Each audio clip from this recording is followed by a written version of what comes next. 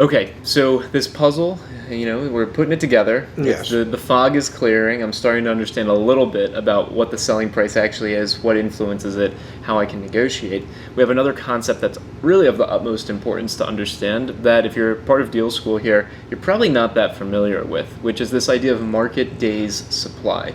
So Dad, can you explain in the car business what market days supply is and why it's so important? Well, market day supply on the new car side and even on the used car side gives you an indication of how quickly a particular model of vehicle is selling within your local, and it could be even extended to a national market. So you need to know if you have a vehicle that is popular or unpopular. And the way you know that is by your market day supply. If the market day supply is typically around 90 days, but for this particular model it's sitting at 160 days, well then a dealer knows that one's moving more slowly than they would like, so they would be more predisposed to take a bigger discount or give it a bigger discount in order to move it along a little more quickly. Especially when you start to look at market day supply combined with the last concept we talked about, days on lot. So let's use your 160-day example and take it a step further. If they've had this proverbial boat anchor that's been sitting there for, let's say, double that, 320 days. Car's coming up on its birthday. Yes. And it was supposed to be, in that market, sold within 160 days. The expectation, the market days supply, so it's measured in days, was 160 days. But it's been sitting there for twice as long. As a dealership, you're thinking to yourself, why the heck can't I sell this? I need to get rid of it. Yes. And you've shared stories in the past. And if you don't mind, Dad, maybe you can share this quick anecdote. I forget, I think it was the Acura vehicle that was based off of the Isuzu Trooper, the SLX. So what SLX. year was this? This was in the late 90s. Late 90s? Yes. And you knew that these things did not sell, right? Not at all.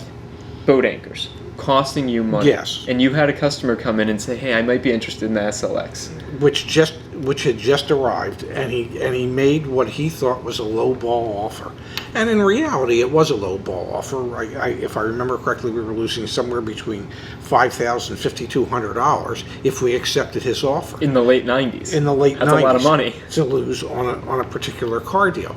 But unbeknownst to him, the store manager and the regional manager realized exactly what type of boat anchor this vehicle was, and they conferred and came back and shook the gentleman's hand and said, lucky for you, you just bought yourself an SLX. So let that hit home for a moment, right? Because they knew that the market day supply for that vehicle, It was 300 and some days.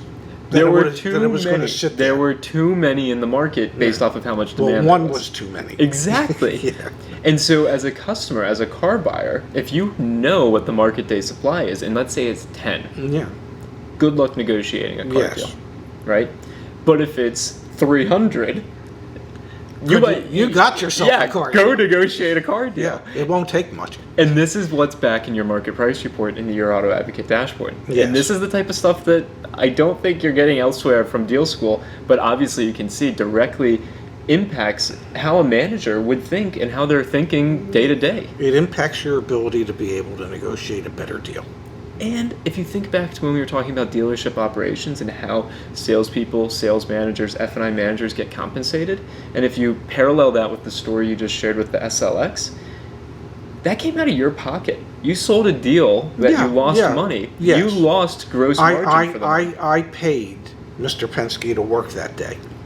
He didn't pay me. I paid him. And just think about how important that is in the context, because you took a personal loss to get rid of a vehicle because you guys knew it was the best deal you were going to have. Well, it's the old theory of, I could pay for it now or I could pay for it later. I might as well get it out of the way now. Exactly. Yeah.